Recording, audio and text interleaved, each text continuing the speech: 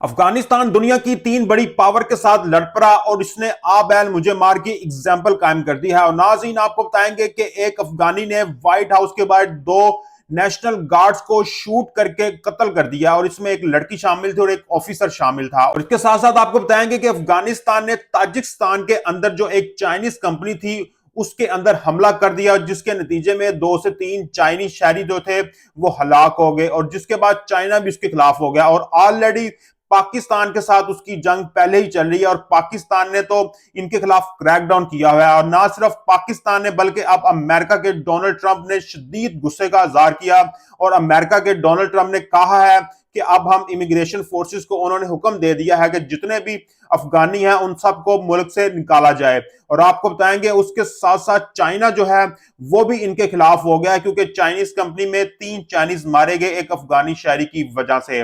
और आपको बताएंगे कि इस वक्त पूरी दुनिया जो है वो अफगानिस्तान के खिलाफ है, सिर्फ एक मुल्क अफगानिस्तान के साथ है और वो है इंडिया। और इंडिया ही इन सब के पीछे पुष्टपनाही कर रहा है।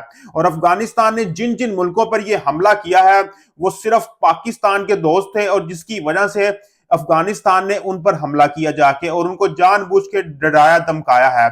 लेकिन जब ये तीनों अफगानिस्तान के ऊपर हमला करेंगे उसके बाद इंडिया तो दुम दबा के भागेगा ही और अफगानिस्तान का क्या हाल बनेगा ये सोचकर अफगानिस्तान के हालात पर रोना आता है। अफगानिस्तान वो वाहिद मुल्क है जिसको पाकिस्तान ने रशिया अमेरिका से बचाया, लेकिन अफगानिस्तान ने पाकिस्तान के अंदर ही दहशतगर्दी शुरू कर दी और जिसके नतीजे में से मुंह की खानी पड़ी और अभी भी ये दहशतगर्दी कर रहा है। लेकिन ये यहां पे नहीं रुका, इसने फिर अमेरिका में जाके की व्हाइट हाउस के बाहर जहां पे कोई जा ही नहीं सकता, जहां पे सिक्योरिटी इतनी टाइट होती है।